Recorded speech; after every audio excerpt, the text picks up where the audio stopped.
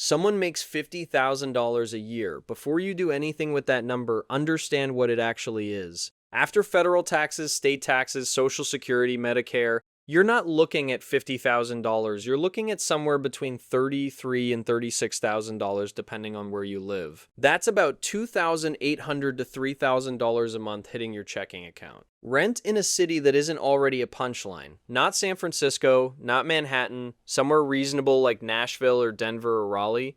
That's going to run you $1,400 to $1,800 a month minimum for a one-bedroom. Not a nice one-bedroom, a functional one-bedroom. So you're already at roughly half your take-home just to sleep indoors. Then the car, insurance, phone, internet, groceries, the gym membership you signed up for in January of 2025 and used 4 times, the 3 streaming services, the random annual subscription that charged you again and you forgot it existed. By the 15th of the month, you have maybe $200 left, and by the 22nd, something happened. You don't know what, the money is just gone, and you're not stupid, you know you're not stupid, but you feel like maybe you are, just a little. And that feeling, that specific feeling of confusion, blended with mild shame, is not an accident. That feeling is a product. Someone designed it. So here's the actual question. If $50,000 a year is not enough to save anything, what income level actually allows you to build wealth? And the answer is going to annoy you. We're going to explain how the cash flow trap works for Gen Z specifically, and why it's getting structurally worse. Not the watered-down version. Not the version where someone tells you to pack your lunch and open a 401k and trust the process. The actual version. The one where we look at the incentives, the design, the second-order effects, and figure out why the treadmill keeps moving at exactly the speed you're running. Let me give you the central metaphor right now because I'm going to reuse it for the rest of this video and I want you to have it locked in. A treadmill. Not in the motivational sense where running hard and going nowhere is some poetic observation about modern capitalism. I mean it mechanically. A treadmill has a belt speed. The belt speed is set by someone else. When you run faster, the belt adjusts. Not because the treadmill is malicious, because that's how it was built. The belt is calibrated to your speed. And here's the part that makes this metaphor actually useful. The treadmill doesn't care what your goal is. It doesn't care that you want to get off. It just keeps matching your pace. And for Gen Z earning between $40,000 and $70,000 a year right now, the belt is set at exactly your speed. You can work harder. The belt will match you. We're going to look at why. Here's the first thing most people get wrong about this problem. They think the issue is income. They think if you just made more money, the saving problem would solve itself. That's not what the data shows. Studies tracking household finances across income levels consistently find that when income goes up, spending goes up by almost the same percentage. Not by a little, by a lot. There's a term for this, lifestyle inflation. But that term implies it's a choice. It mostly isn't. It's a response to incentives. When you make more money, you get access to a slightly better class of product, apartment, social environment, and status marker. And opting out of those upgrades has social costs that are real, not imaginary. So people upgrade every time. Almost automatically, and then they're back to the same margin. The treadmill adjusts. I want to give you the real numbers on what Gen Z is actually dealing with, because I think most people dramatically underestimate the structural headwind. In 2026, the median rent for a one-bedroom apartment in a mid-tier American city has increased by roughly 60% since 2019. Median wages for people under 30 have gone up by maybe 28% in the same period. You don't need a calculator to see that the math is broken. If rent scales 3 times faster than wages, the problem isn't discipline. The problem is the gap. It was engineered by a housing market that stopped building starter homes in the 90s, ran on cheap debt for 2 decades, and then got hit with rate hikes that froze inventory while keeping prices elevated. The result is a generation spending a higher share of income on housing than any generation since before World War II. That's not a metaphor. That's an actual historical comparison, and it has nothing to do with how disciplined you are with your morning coffee.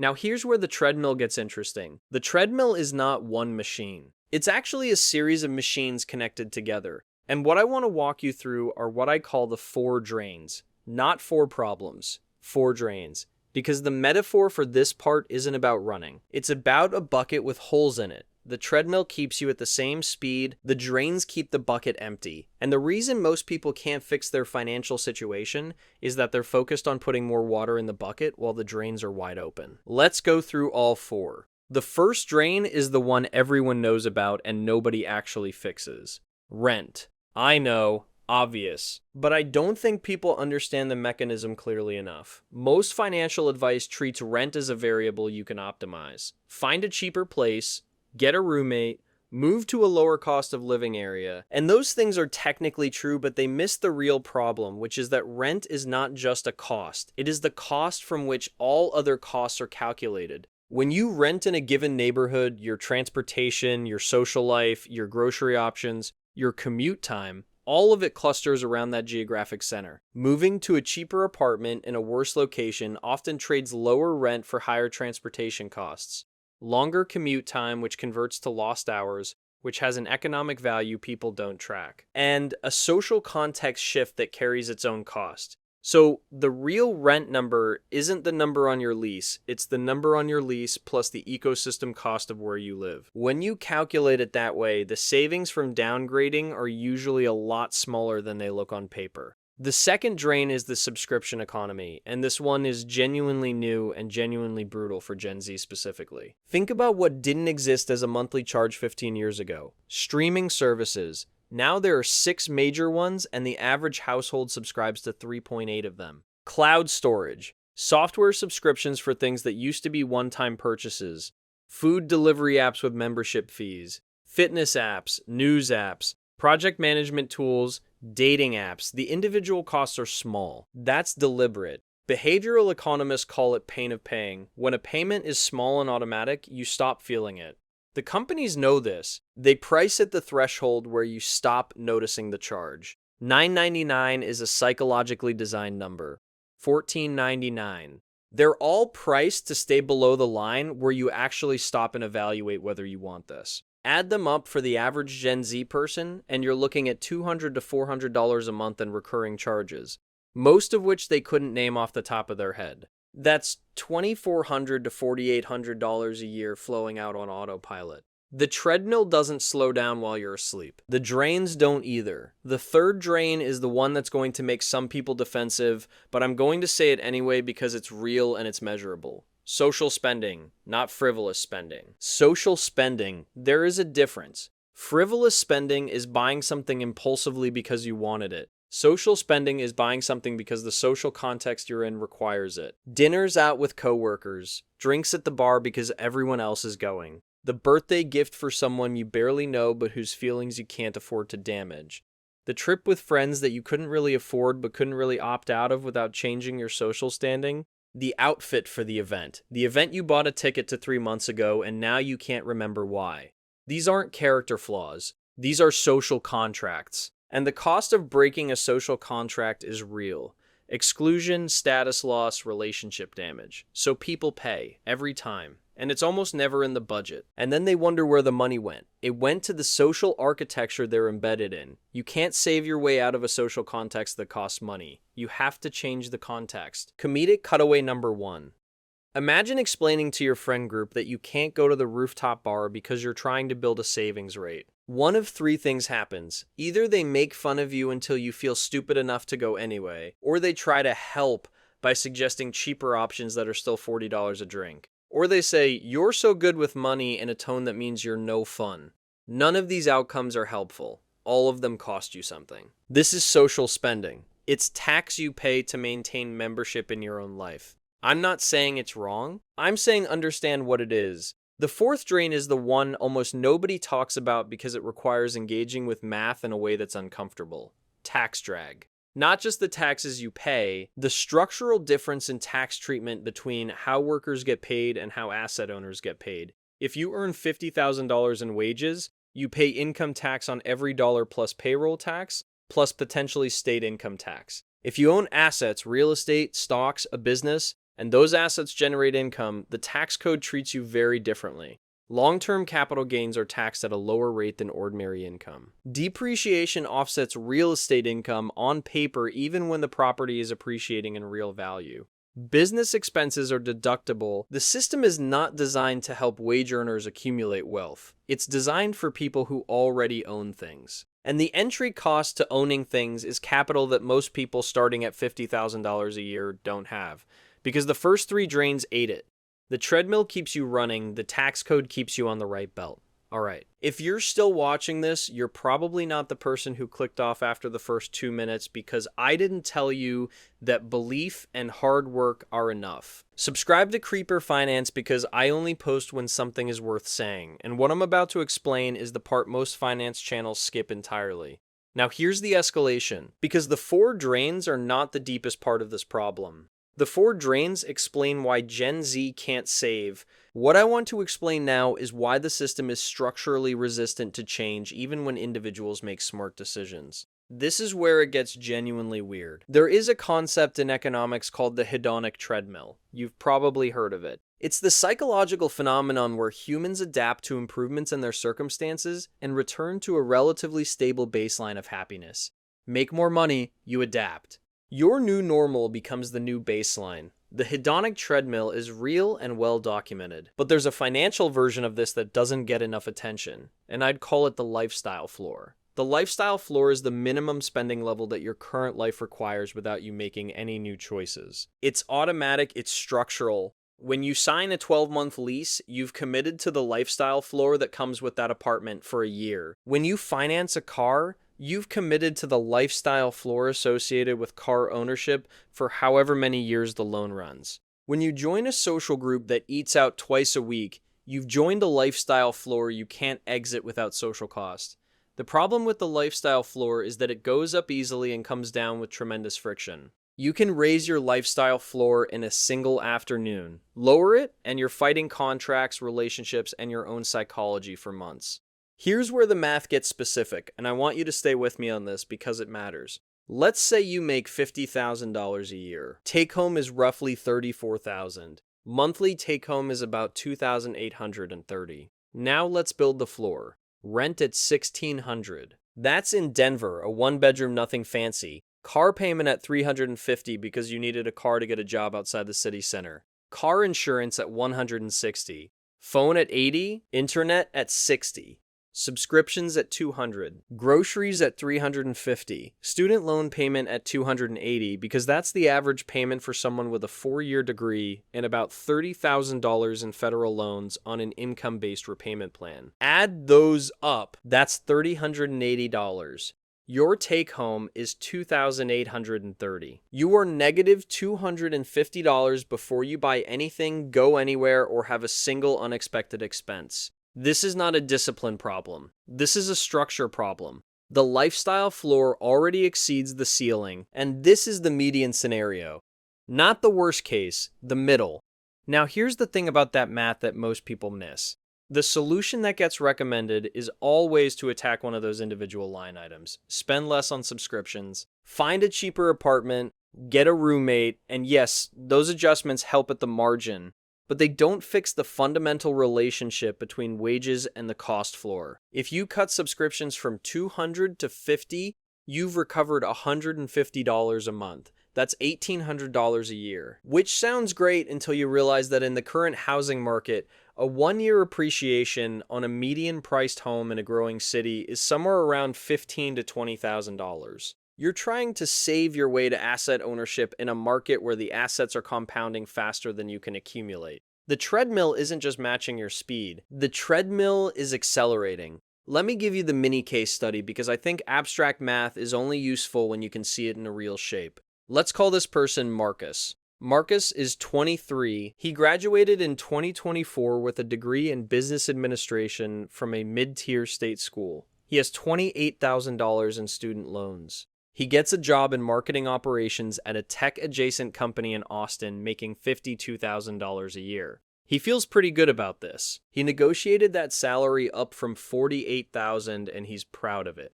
First year goes fine. He's surviving. He puts about 3% into his 401k because his employer matches up to 3%, and he was told that's free money.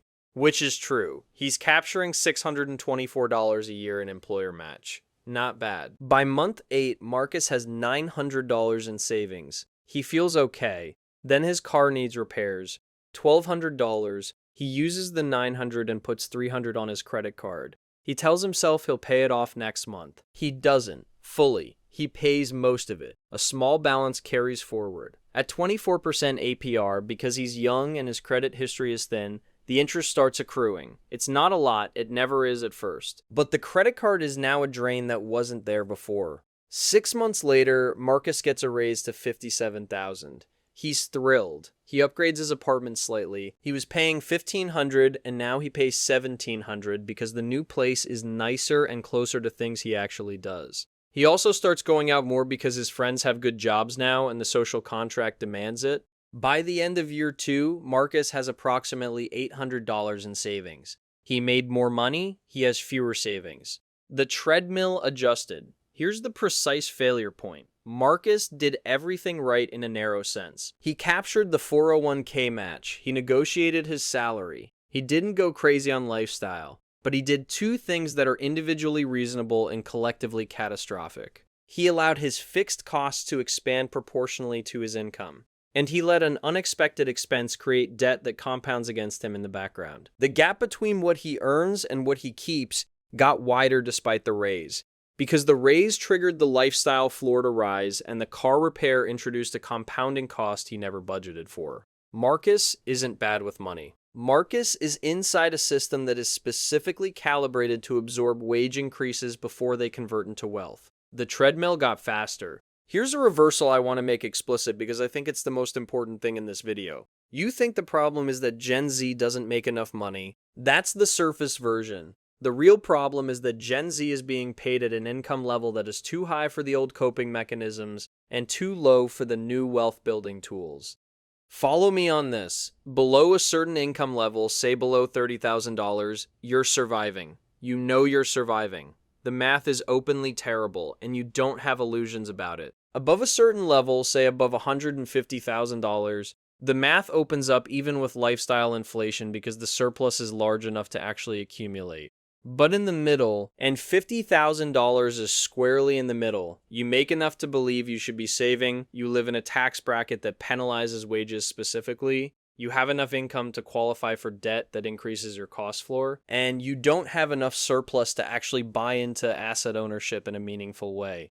It's the worst possible zone to be in. You're not poor enough for the social safety net. You're not rich enough for the financial system to work in your favor. You're just exactly in the range where the system extracts maximum labor for minimum retained wealth. You are the product, you are not the customer. Comedic cutaway number 2. Someone in a Reddit personal finance thread asks why they can't save anything on $52,000 a year and gets 37 comments. 22 of them say cut subscriptions. 8 say you need a budget. 4 say, have you tried not eating out? 2 say, move to a lower cost of living area. One guy says, have you considered that the system is structurally designed to keep wage earners in a perpetual cash flow deficit? He gets 3 upvotes and a reply that says this isn't helpful. He was the only person who was actually right. This is fine. Now here's where this gets counterintuitive in a way that I think breaks a lot of people's mental models. Most people believe that the solution to the savings problem is income. Make more, save more. And there's truth in it, but it's incomplete in a specific way. The real variable isn't income. It's the ratio between your fixed cost floor and your income, and whether the gap between them compounds in your favor or against you. Let me show you the 2 scenarios. Person A makes $60,000, has a fixed cost floor of $3,000 a month, and has 0 invested. Person B makes $55,000, has a fixed cost floor of $2,200 a month, and has $8,000 in index funds. In 5 years, assuming 4% raises each year and a modest 8% market return on the index funds, person B is in a better financial position despite having started with lower income. Because the compounding gap matters more than the nominal salary. The distance between your floor and your ceiling is your real financial power. Income is just 1/2 of that equation. And almost all financial advice focuses exclusively on that 1/2. Let me build the framework here because I want to give you something concrete you can actually use. There are what I'd call 3 levels of the financial system that Gen Z is operating in, and most people are stuck at level 1 while thinking they're at level 2. Level 1 is the wage relationship. You sell time, you get money, you spend money, the cycle repeats. This is where $50,000 lives. Income arrives, expenses consume it. Nothing compounds in your favor. The system at this level is designed to extract. Taxes are highest, inflation hits hardest, asset ownership is lowest. This is where the treadmill runs fastest relative to the runner. Level 2 is the surplus relationship. You still earn wages, but you've created a structural gap between your income and your floor, not through discipline alone, but through deliberate architecture of your fixed costs. You've locked in a lower cost floor than your income would suggest is comfortable. You have surplus that doesn't get absorbed by lifestyle because you haven't allowed the lifestyle to absorb it. This is harder to do socially than financially. The financial part is simple arithmetic. The social part requires either finding peers who are aligned with the same architecture or being willing to operate outside your current social context. Level 2 is where accumulation begins. It's also where most people never get because the treadmill adjusts before they reach it. Level 3 is the asset relationship. Your money is working while you're not. You own something that generates cash flow or appreciates independent of your labor, a real estate asset, a stock portfolio large enough to generate meaningful returns, a business with some structural independence from your direct time input. At level 3, the tax code starts working in your favor instead of against you. Compounding works for you instead of against you. And the treadmill stops mattering as much because you're not entirely dependent on the belt speed. Here's the key transition between level 1 and level 2, and it's the one that almost nobody talks about. It's not the savings rate, it's the fixed cost architecture decision made before you start earning seriously. The decision about where you live, who you live with, what you drive, and what your baseline social commitments look like. These decisions, made in the first 6 to 18 months of real income, set the lifestyle floor for years. People make these decisions based on what feels proportionate to their income. I make $50,000 now, I can afford $1,600 rent, which is true in the sense that the money covers it, but it locks in a floor that eliminates the margin needed to level up. The people who transition to level 2 are almost always people who made deliberately disproportionate choices early.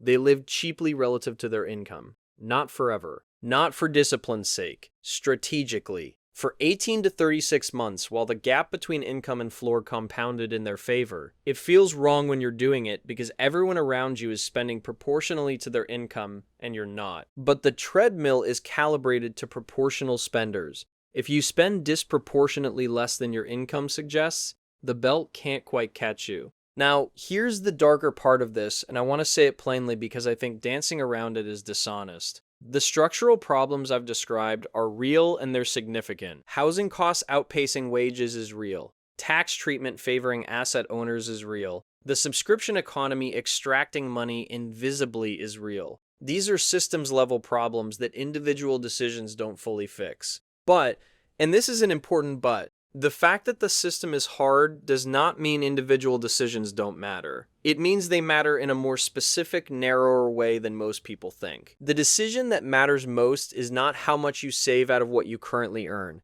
It is the architecture of your cost floor in the first few years of earning. That decision is high leverage in a way that later decisions are not, and it's the one that almost nobody makes deliberately because the social incentives are entirely against it. Here's the specific mechanism. When you're 22 or 23 and you land your first real job, you are surrounded by peers making similar moves at the same time. Everyone is signing leases, everyone is buying stuff for the apartment, everyone is getting the car, everyone is joining the social circuits that cost money. The social pressure to participate is at its highest because your identity is being formed and you want to belong to the group you're joining. This is exactly when the cost floor gets set. And it gets set high because the social context demands it.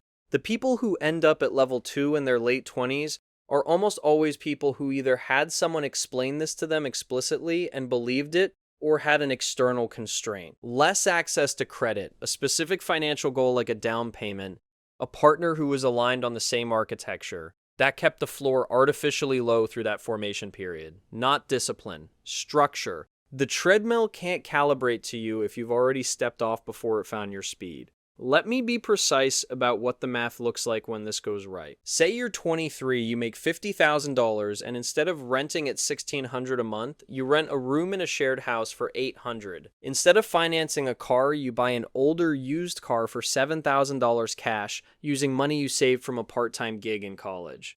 Your fixed cost floor is dramatically lower. You have real surplus, let's say $1,200 a month. You put $600 a month into a low-cost index fund and keep $600 as a buffer and social spending money. Over 36 months with consistent contribution and a conservative market return, you're looking at somewhere around $23,000 to $25,000 accumulated. That's enough for a meaningful down payment in a secondary market, or a significant equity stake in a small business, or enough breathing room to make a career move to something with higher upside because you're not living paycheck to paycheck. You've bought your way to level 2.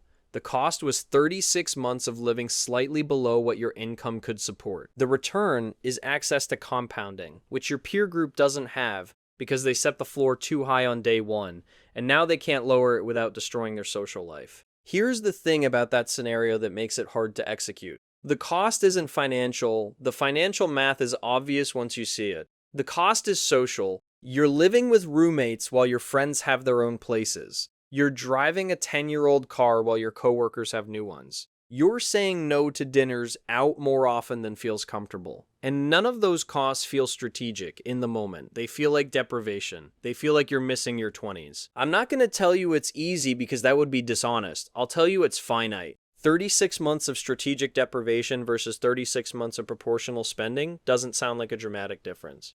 But the financial position you exit those 36 months in is categorically different. The treadmill doesn't know what to do with you if you've already built an asset position. Because the asset position doesn't respond to the treadmill, it responds to time and compounding, which is a different system entirely. Let me talk about the psychological mechanism that makes this almost impossible for most people, because I don't want to be dismissive about it.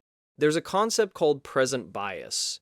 It's well documented. Humans weight present costs dramatically higher than future benefits. The discomfort of living with roommates right now feels much more real than the abstract benefit of having $23,000 in an index fund in 3 years. The dinner out tonight feels more valuable than the $50 contribution to the fund that tonight's dinner costs. This isn't stupidity. This is neurology. The brain did not evolve in an environment where delayed compounding was a meaningful concept. It evolved in an environment where eating tonight mattered more than storing food for 3 years from now. So the psychological pull toward present spending is not a character flaw. It's a feature of human cognition that the subscription economy, the restaurant industry, the real estate marketing complex, and basically every consumer business has specifically engineered their products to exploit. They're not fighting your discipline, they're working with your neurology, and they're very good at it. The countermeasure is not willpower. Willpower is a terrible strategy against a system that has been professionally optimized to defeat it.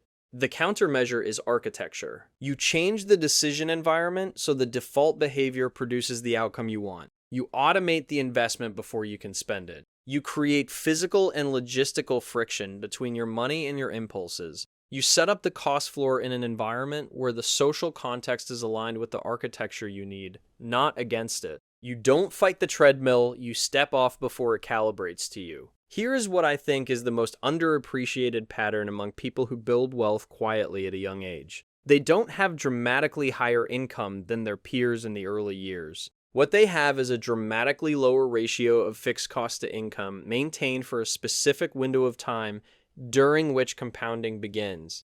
After that window closes, they don't live like monks forever. They allow lifestyle to expand, but the asset base they built in that window keeps compounding in the background, and that background compounding is what eventually makes the income question less urgent. It's not that they earned more, it's that they didn't allow the system to absorb their margin before the margin could compound. Now let me close the loop on the treadmill, because I want to give you the full picture of what this metaphor was actually about. The treadmill adjusts to your speed, it's designed to. If you run faster, the belt gets faster. The belt gets faster in 3 ways. First, your own lifestyle floor rises proportionally with your income. Second, the social context you're in raises its cost floor as your peer group earns more. Third, the assets you don't own get more expensive as the people who own them benefit from your increased spending and wage pressure. The treadmill is not a metaphor for hard work being pointless. It's a metaphor for why effort without structural change in your position doesn't change your velocity relative to the belt. You can be working extremely hard and still be going nowhere on the treadmill, because the treadmill is calibrated to your effort level. The only way to change your position is to change the system you're operating in, not by hacking the treadmill, by getting off it. So here are the three things that actually change the outcome, and I want to be specific rather than generic, because generic advice is why most people stay on the treadmill. The first is to make the cost floor decision deliberately and early before your social context makes it expensive to. The first job is the highest leverage moment for this decision, not because the income is high, because the lifestyle expectations are still low and the social contracts haven't been signed yet. If you set a cost floor at 60% of your take-home pay when you start and don't let it rise for 2 years, you will accumulate at a rate that most of your peers won't match until their late 20s or early 30s. This is not about being cheap forever. It's about buying time for compounding to start. The second is to prioritize asset access over consumption quality. The specific math on this matters. The question is not, can I afford this thing? The question is, does this expenditure move me toward or away from owning something that appreciates without my direct labor? That's a different filter, and it produces different decisions. The car payment versus the used car, the nice apartment alone versus the cheaper place with a roommate for 2 years, the vacation trip versus the investment that might eventually generate enough return to fund every vacation you'd ever want to take. I'm not saying never spend money on experiences. I'm saying be explicit about the trade-off. The treadmill is full of people who never explicitly chose the trade-off. They just defaulted to consumption and wondered why the assets never materialized. The third is to change the tax layer of your income as fast as possible. This one sounds complicated, but the basic version is not complicated. Money earned as wages is taxed at the highest rate available to you. Money earned inside a business entity, money generated from appreciated assets, money structured through vehicles that defer taxation, all of those have more favorable treatment. The 401k match capture is the starter level of this. It's legitimate and you should do it, but it's not the whole answer. Eventually, the question is whether your income starts having a component that isn't taxed as ordinary wages. That might be a side business that generates deductible expenses. It might be real estate that produces depreciation offsets. It might be investments held long enough to qualify for long-term capital gains rates. The exact mechanism depends on your situation, but the direction is clear. Move as much of your economic activity as possible into the portion of the tax code that favors asset owners over wage earners, because you're playing a different game depending on which side of that line your income falls on. Gen Z makes $50,000 and can't save anything. That's the hook. Here's the actual explanation. The income is real. The take-home is lower than most people calculate because they don't account for the full tax load. The cost floor in any livable city in 2026 is structurally close to or exceeding the take-home for a significant portion of that income bracket. The four drains, rent, subscriptions, social spending, and tax drag, absorb the margin that should become savings. The lifestyle floor rises automatically with income and with social context, which means raises don't solve the problem on their own. And the assets that would change the game are appreciating faster than a wage earner in this income bracket can accumulate cash to access them. This is not a discipline story. It is a systems story. The system is calibrated to extract maximum labor from the income band most Gen Z currently occupies, while returning minimum accumulated wealth. Understanding that is the first step to doing something about it. The treadmill is real, but it's a machine, and machines have off switches. You just have to know where to look. If this channel is useful to you, subscribe. I only post when there's something worth understanding.